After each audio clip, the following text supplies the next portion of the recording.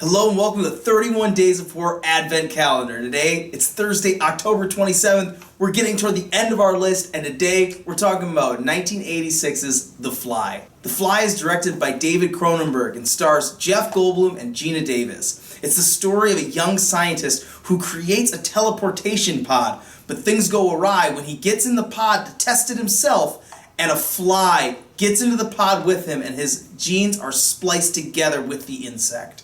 I do really love The Fly. The Fly is, I think, a masterpiece in horror. David Cronenberg is obviously known for his body horror, and this is, I think, the crown. This is the greatest body horror film, I think, ever.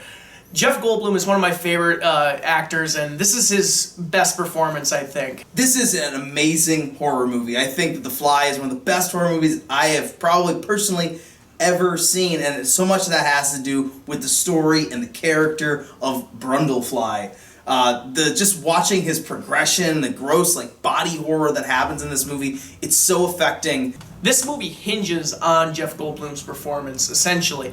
Watching the demise of Brundlefly as he progressively just gets grosser and grosser and grosser. And the movie is written really well. I think you do feel bad for this guy as he's going through it, and that's all because of Jeff Goldblum. Yeah, it's probably the crown jewel performance for him. I mean, we all love him in Jurassic Park, but this really shows off his range and his chops. I really enjoyed this movie. I love the gross out moments in this movie, especially as he becomes more fly-like. Giant insects always creep me out, yeah. So this kind of half man, half insect. I think specifically the things where he's spitting on his food in order to digest it. It's so disgusting. And I love the disconnect that he has, that he doesn't get at first, that's really gross.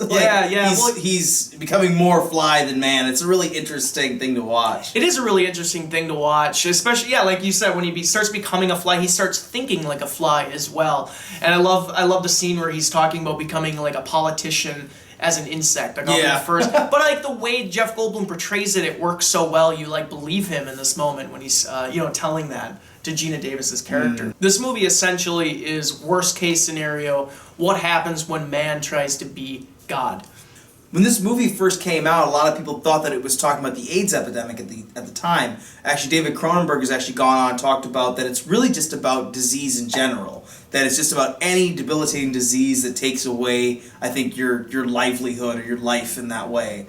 I think that's a really interesting way to look at it as well, even though there are those deeper themes of this scientist trying to play God and it kind of blowing up in his face. It's basically one of the greatest origin stories for a comic book villain. or it's what would happen to Spider-Man for real. Yeah. So that's been our short review today of The Fly. I hope you guys check this out for your Thursday, October 27th. I hope you guys have been following along all month with us with the 31 Days of Horror. Remember to like and subscribe, comment down below on what you think of The Fly. Also, remember to check out our Twitter at BacktotheFeature. We'll discuss movies like The Fly with you guys all day long. I've been Giovanni Carlo. And I'm John Vanderloo. And we'll see you guys tomorrow for October 28th. There is a limit, even to the imagination. Human teleportation, molecular decimation, breakdown, and reformation is inherently purging.